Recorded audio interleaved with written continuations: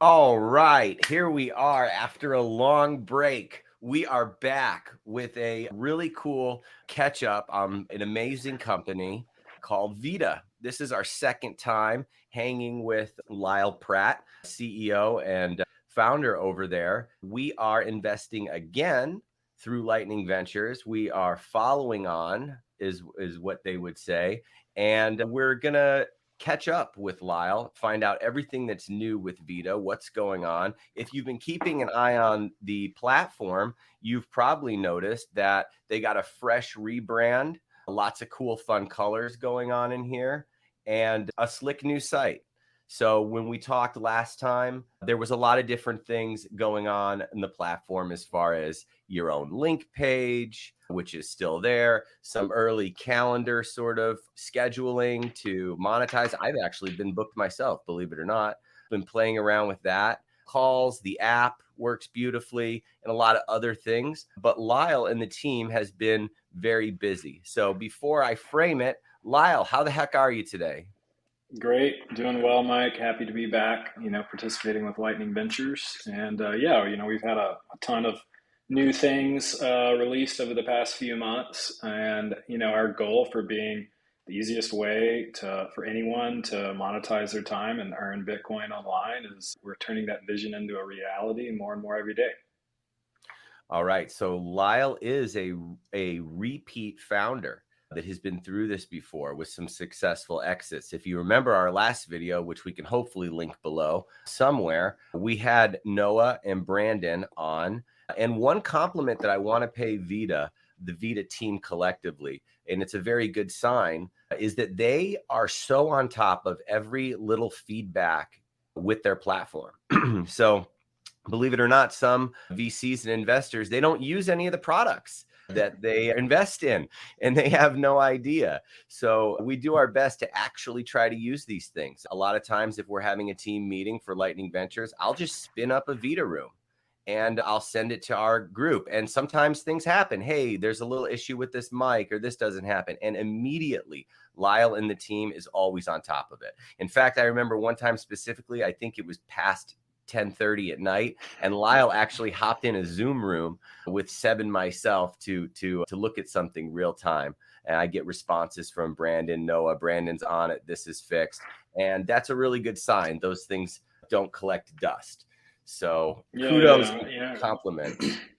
I mean, it's a super important part of building, early products. You can't wait too long to get something out there before you collect feedback, and you can't be scared of, users finding little issues. But the most important thing is fixing them quickly when they do find them. So, yeah, thanks for all your feedback, Mike.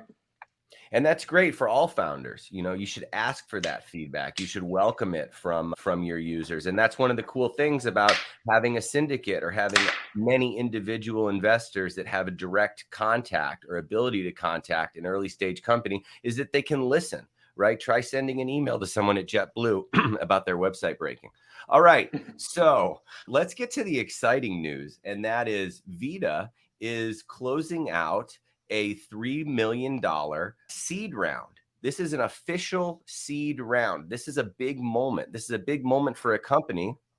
And congrats to everyone who invested in our previous Lightning Ventures deal because your safe note is now converting to equity.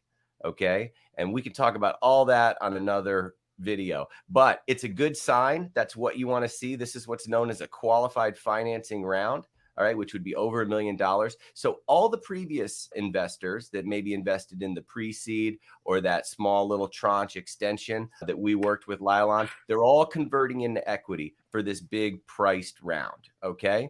So that's a big deal. That's a congrats for the company. And they'll probably get that nice oversubscribed headline when that press release goes out because it filled up and we have a lot of titans in the round. I'm not going to talk all over this thing. I'm going to let Lyle do it. But do you want to talk about the current raise, where you're at, anything that you're allowed to divulge to us? Yeah, sure. Yeah, so we're closing out this $3 million round. It's led by Stillmark. Elise at Stillmark has been incredible to work with. We've been talking with her for a few months now. She, caught on to our vision. She's totally aligned with what we're working on. She has a lot of confidence in myself and the rest of my team members, Brandon and Noah.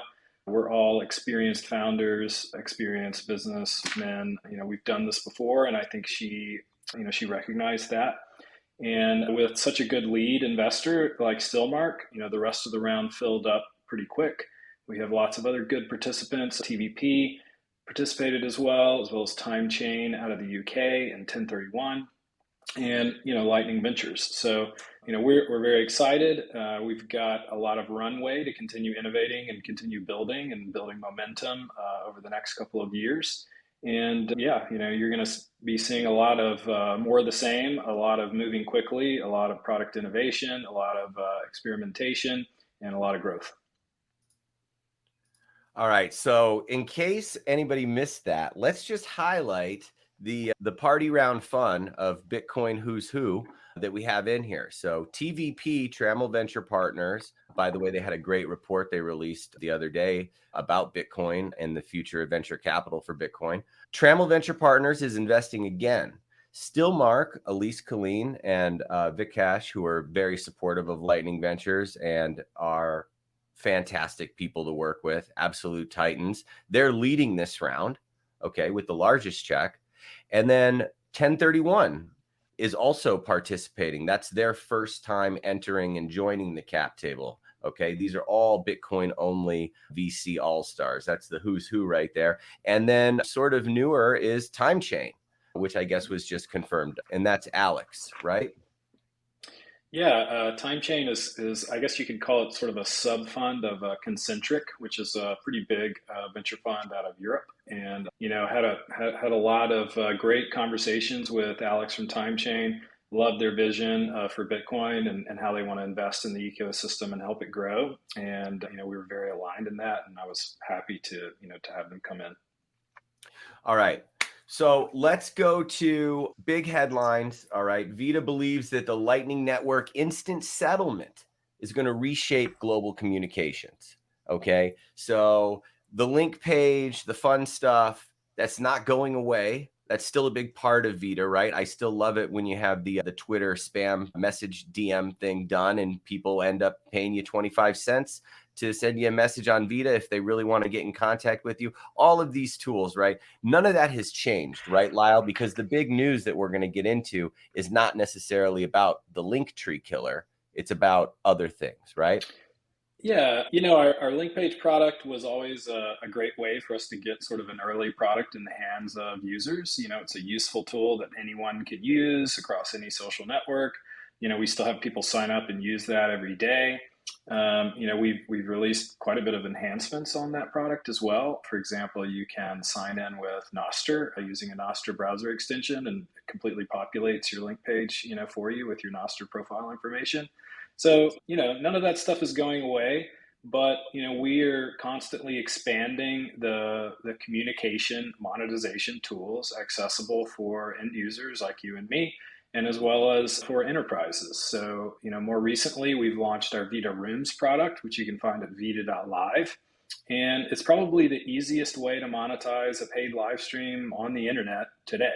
And, whether you are accepting, Bitcoin for your live stream or, letting users top up with a credit card, it's ridiculously simple to do a paid live stream and you can control all of the payment settings for the stream. You can control whether people need to pay to watch the stream or pay to participate in the chat or pay to actually join the stream on stage with you.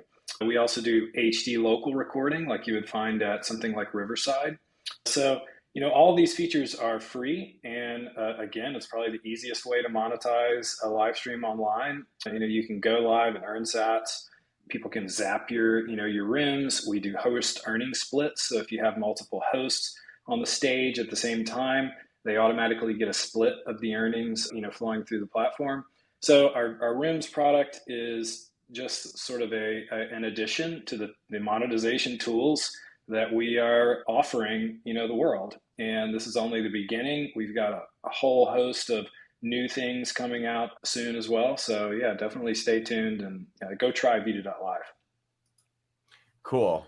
All right. So you have a projection in here and an exciting partnership. Okay. So before I require the need for editing, do you want to frame this partnership and this use case that you had discussed it with me in a while ago, but now it Sure. is very real. Okay, it is real, it is groundbreaking, and this is the first of its kind.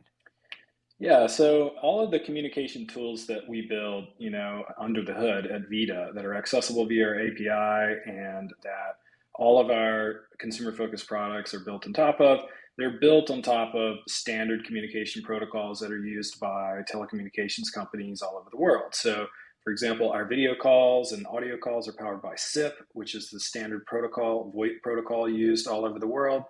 And our communication tools let you settle the value of communication flowing through of digital communication, flowing through the internet in real time with Bitcoin. That's fundamentally what the base of our platform does. So that's not only useful for end consumers like you and me, like if I want to pay to call you or pay to participate in your live stream or your video room, it's also useful for enterprises who are operating telecommunications businesses because telecommunications businesses, they have settlement risk like a lot of other kinds of businesses that exist online.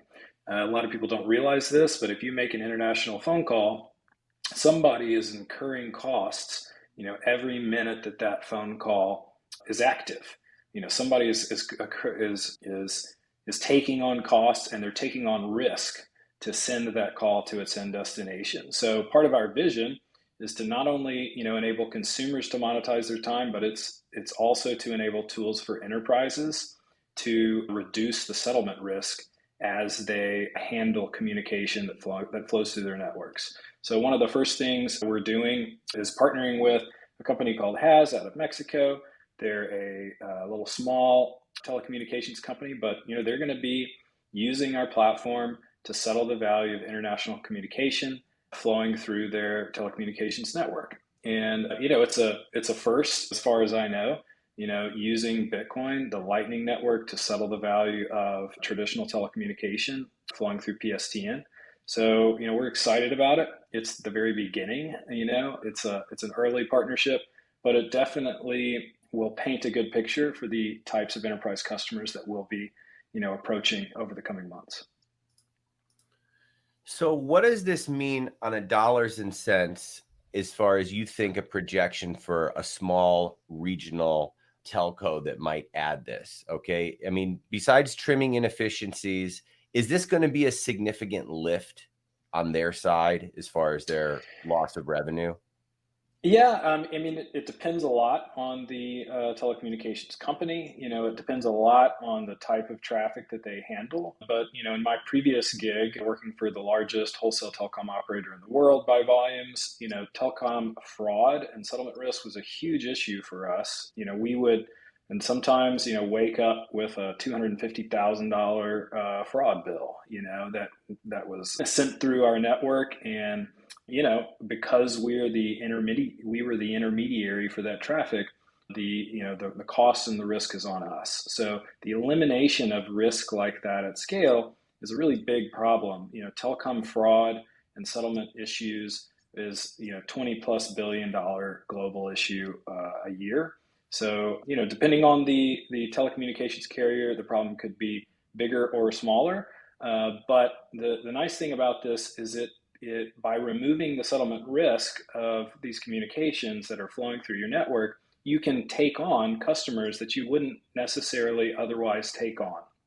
So, or perhaps you would require those customers to put up, a big bond in order before they could use your service. So you expand the footprint of customers that you can accept by eliminating this risk, which is huge for these regional carriers.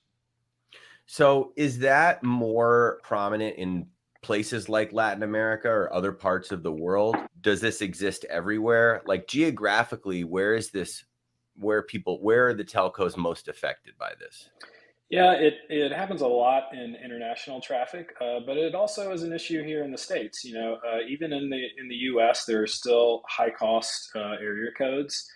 Think like I don't know, places in the middle of nowhere, or perhaps Indian reservations, or like places like that still have high costs associated with delivering phone calls to those destinations. And where you have high costs, you also have high risk, high settlement risk. So It's definitely a global problem. So is this your first API partner? Yeah, I would say so. We've had a few other API use cases, but this is probably, the first one. So some of the projections here are pretty lofty for, ARR in the coming right around the corner by, 2024, by this time next year, some of these numbers are huge. Yeah. How do you get there? How does that happen? How do you get from 0 to 7 figures? Well, an important part of it is finding product market fit, in an industry and for a use case that, that is highly valued. So, we've set high, lofty goals over the next couple of years. If you don't have high, lofty goals, you're not going to reach them. But, we definitely plan on having significant seven-figure ARR. And he's done this before, so he may do it again. Okay, so one thing that's been kind of fun is the use case for live events. So we talked about it in the video before, but now it's actually happened. I think it may have happened a couple times, and it might be happening coming up again. Yeah. So I think it was Bitcoin plus, the developer conference out there where you recently did this. What were the learnings from that? Was it successful? And what Yeah. else is on the horizon as far as the live events, Noster conferences, other things that you have kind of in the back burner? Yeah, absolutely. Our Vida.live product, again, as I've said, is the easiest way to monetize a live stream online. Whether you are a Bitcoiner and your audience is Bitcoiners or not, it just is the easiest way to do a paid online event. And the BTC conference chose to use their platform, to host their paid live streams. Went great. They just, sent RTMP video, live stream video, just like you would to Twitch or YouTube, to our platform. They set the rate that they wanted to charge, for accessing the streams, and they were done. They received Bitcoin, in their wallets as people consumed their streams. So, we definitely think live events, live video events, is a good market niche for us to pursue, over the coming months. And if you're putting on a conference and you need an easy way to, host a paid event, hit me up because we've got the platform for you. So a lot of Bitcoiners that we know and love have been vocal. Some likely invested. Kevin Rook and Don Casey Hoddle have been using the platform for their shows. The KPIs from that are not here that we don't have, as far as activity on the platform, people signing up, logging into their pages, making calls, I'm not sure. How has that been? I mean, the telecom is huge. Okay. Yeah. Fixing the settlement, that's a business in itself, right? Rather than, micro payments, streaming your room to your followers, and the other creator tools that are very robust. Okay, and a large part of what Vida is building. But have you seen much traction as far as signups, activity? I mean, every time that we're using this room in a private capacity for a Lightning Ventures meeting, are you seeing those numbers kind of go up? Yeah, absolutely. I think the most important thing to understand about, these live rooms is every time somebody like Kevin, as an example, uses our Vita Rooms product to host a paid live stream or monetize a paid live stream, you know, people in their audience come to Vida and sign up and create accounts and set rates for their own time. So, our Vida Rooms product lets us give out a great world-class, video rooms streaming product for free to creators. And in exchange for that, they pull their own audiences onto the Vida network and onto the Vida platform. So that strategy is definitely working. Every time somebody does a live stream on Vida, it pulls in new users that sign up, and use Vida services in other ways. So, we're very excited about that. We've also had a few changes to our fee structure and the way we monetize Vida. So, in fact, in user-to-user communications, we don't take any fees at all. So, the Vida Lightning wallet, if you use that, to receive paid calls or host paid live streams, you keep 100% of those funds. And we've got some new monetization features that are coming out soon, such as ticketed events. We've had quite a few people ask us for ticketed events, especially in the conference space, because if you're hosting a live conference, if you're putting on a live paid event, you want to be able to promote it and sell access to it ahead of time. So look for those ticketed events feature coming soon. I mean, I'm frustrated to death about the ticketed events. I'll be honest with you. I went through a lot of hassle. We're doing a little party in Miami here coming up, and all I wanted was a basic one-page, Eventbrite, kind of lightning only, really simple, and it doesn't exist. So I think that there's a big opportunity in ticketing, or even just as something to add to what you're doing. So third-party sponsorships, okay? How does that work for some of those creators? And is that live now? Is that coming?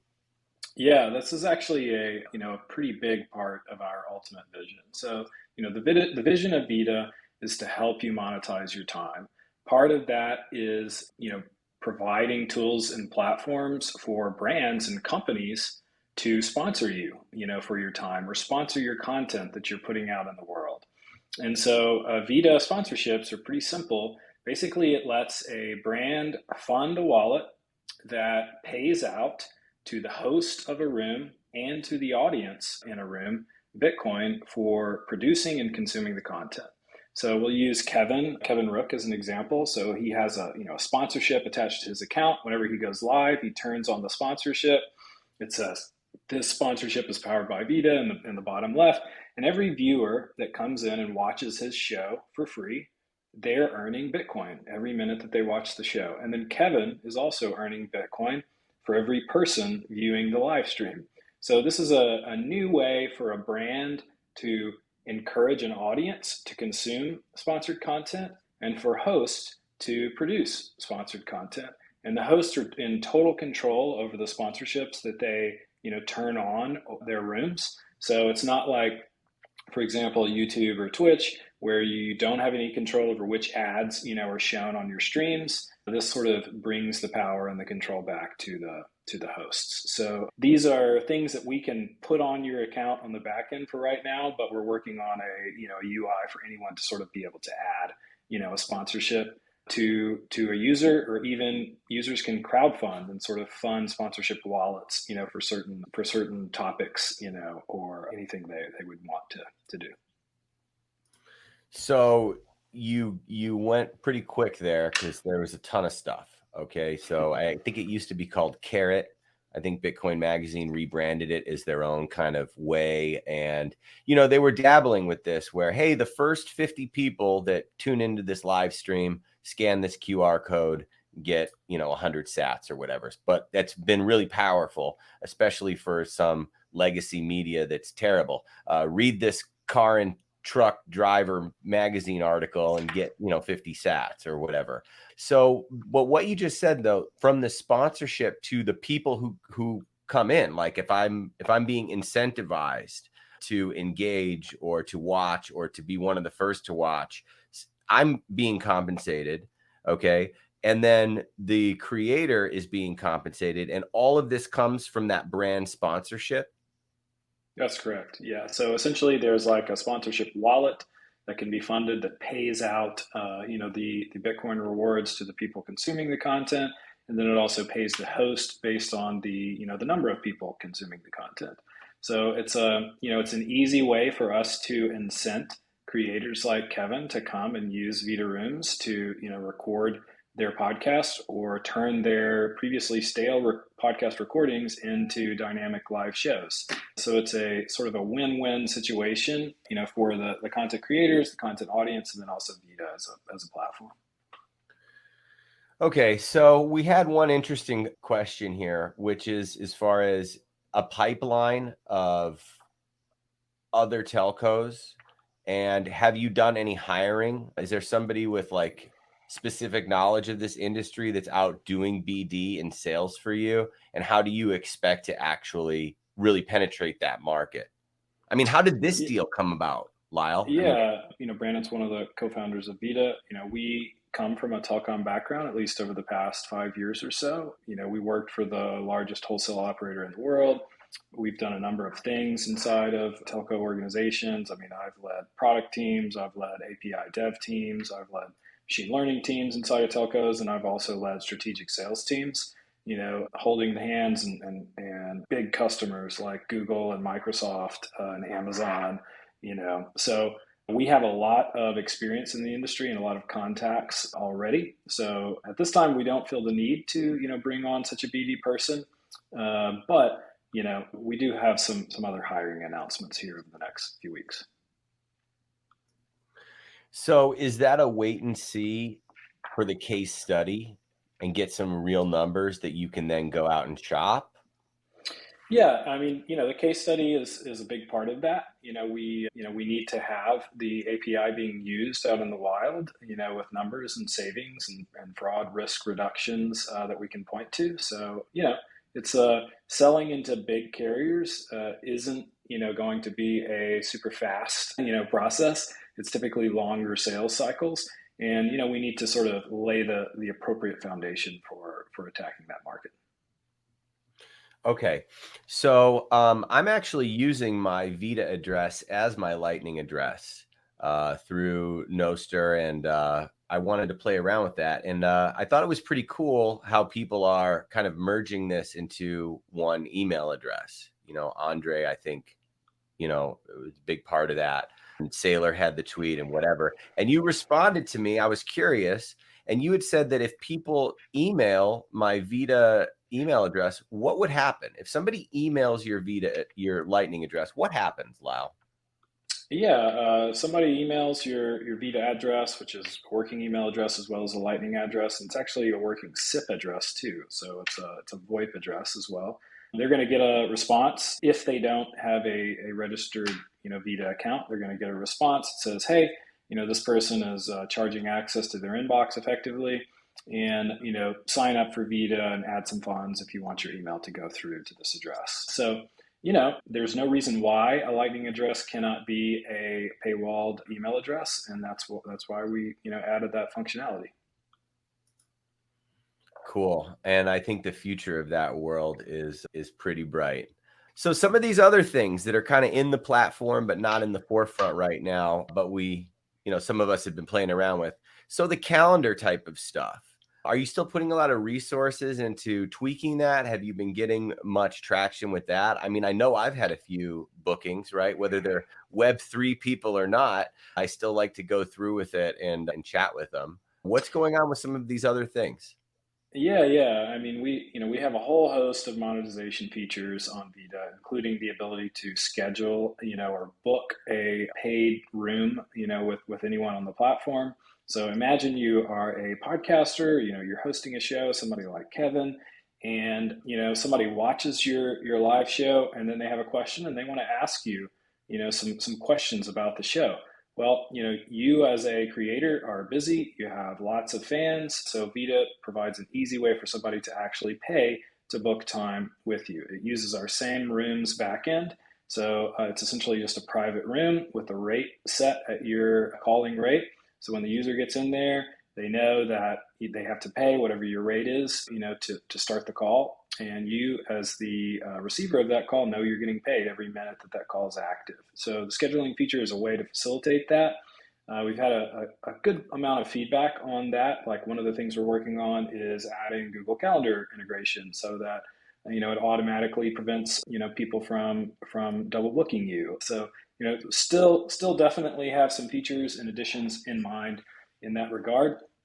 Another thing we've been spending time on is the Nostr ecosystem. You can log into Vida with a Nostr extension or with your Nostr account, and we pull in all your Nostr details into your profile. If you have a Lightning address attached to your Nostr profile, we automatically add that to your Vida profile. And then we also support WebOLN. So you can use Vida completely non-custodially now. So you don't have to depend on us to deposit funds.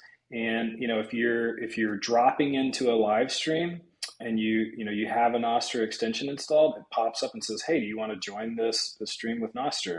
And you're using Vida entirely non-custodially. And we think that's really important to continue helping push the Lightning ecosystem toward non-custodial services. And that's why we, have spent a lot of time on that. In the future, we have a lot of plans for Vida Rooms. We don't want to be the only client that has to be used to access a Vida Room.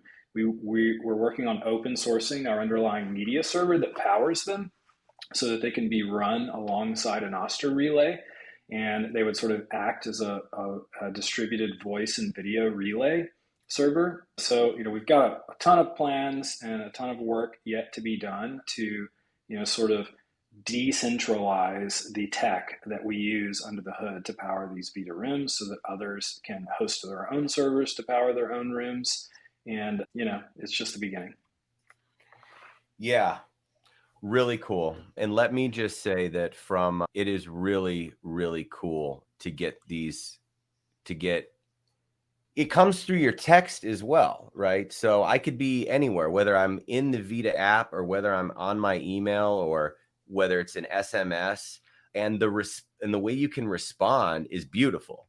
Okay. I mean, I've communicated with Lyle. Well, Lyle's communicated with everyone more on Vida than anyone else in the world, but I communicate with Lyle a lot on Vida, right? So if I'm out, I'll get a text message that I know it's from Lyle and a Vida message. I'm able to respond right there in my SMS, and that goes right back to him. It's magical. Add a picture, drag and drop documents, like it really works beautifully. Okay. And then you can get an Yeah, I email. think your example, being able to participate in a paid Vida chat over SMS is a good one. And it's just another example of Vida is not, doesn't have to be the client that you interact with our Vida services through. We plug into lots of other protocols, including SMS, including email, including the PSTN, including SIP. You could actually register your account to receive paid Vida phone calls to like an old VoIP desk phone, that you had at your old job. Like, we are not trying to build a walled garden of, our own clients. We want to be compatible and interconnectable with other communication protocols, including Noster. And, we think that's the way to win over the long term because, the enterprise market doesn't like walled gardens either, especially the communications market. So it's a big part of our vision. So we are really excited. And, I can't wait until some of these other integrations, right? LinkedIn is absolutely the worst for spam. My God. The Twitter thing is great. I'm not sure if they closed their API, if you're still able to work with that. I know they were going through some API changes. And then email, right? I mean, the big challenge is to keep your existing email address and work with these Vida tool that Lyle and the team are coming out with to eventually filter all that garbage that you don't want, but still have access to the people that you want. That's the hard part. If Michael Saylor sends you an email and he's not in your address book, I would hate to miss that email. And, the likelihood of him signing up for Vida and paying 21 cents to get something to me is unfortunate, right? But they're solving a lot of these things. Yeah, it's just the beginning. I think that, we're already seeing tons of evidence of communication moving toward a world where paid communication is the default. I mean, you can even look at Twitter, under Elon. He's publicly said that they're going to have paid DMs. Just yesterday, he announced that they're going to have voice and video calling. If they have paid DMs, they're probably going to have, paid voice and video calls. This is not a threat to us because we believe the entire world, the communication networks of the entire world are going to be paid communication rails. The reason is because the only way to combat spam is there's two choices. Either A, you throw up KYC, privacy restricting protocols and access, or you introduce a market-based mechanism, which is effectively, paid communication. So the obvious answer is a move toward paid communications of all types. And what that means is that, there are going to be more email providers offering, paywalled email addresses that we can automatically interconnect with. It's still very early, but we're going to see more and more interconnection opportunities, especially as Lightning becomes the payment rails for those instant settled communications. Oh man, this is great. We're going to end it in less than 40 minutes. This is wonderful. Okay, so real quick, just to close out the team, they couldn't make it today because they're too busy building the future. Brandon Robinson, who was on our last call, and Noah Hayes, 3 co-founders, all powerhouse. We'll have to check in with Noah, who just debuted a mustache on our last stream. So we're going to see what happened with that when we can catch up. So Lyle, where are you going to be in the coming months? Where can people meet up with you? Conference, travel schedule, all that good stuff. Yeah, I'll be at Bitcoin Miami next week. So definitely reach out. If you know Mike, and don't have my contact information for some reason, you can. I'm sure we can get connected in some way. You can pay to send Lyle a message on. Pay to send Lyle a message. Yeah, you can contact me on Vida. So just reach out if you want to meet up. I'll be there, and I look forward to talking. Okay, cool. So then this is great. And I think we're good, Lyle. So thanks for taking some time in the morning and rocking this out with us. Congrats on closing out this round with an all-star list of psychotic Bitcoin VCs that are joining you here. Congrats on the partnership. You're on your way. And, just to state one last time, what's really great about what Lyle did and the team did is they knew their communications titans from their previous work. Okay. They didn't know exactly where it was going to go. Look at all the things that they rolled out. It's that constant iterative process till they found a product market fit. They found something that worked. Then they honed in on a niche. Right? They're solving this settlement over Lightning, okay, which is a massive market in itself. And now they're laser focused and they're going. And it's really, really a great playbook and advice and an illustration of what to do. So I just wanted to compliment you again on all that. Yeah, appreciate it. And we thank Lightning Ventures for being early believers and, us and our vision. And, thanks for your participation. All right, cool. And then are there any conferences coming up that Vida may be streaming for that you want to plug? None that I want to talk about at this moment. None to talk about. Definitely coming soon. Okay. And, we've seen a lot of, the hype, the rise and fall of Clubhouse.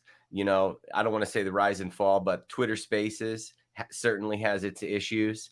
And we are definitely cheering you on to get a lot of traction in these Vida rooms and make that where all the cool kids hang out. So we're going to keep an eye on that. Cool. Awesome, Lyle. Well, thanks for hanging, and we'll catch up with you again soon. Yeah. Thanks, Mike. Have a good one. Later. Bye, buddy.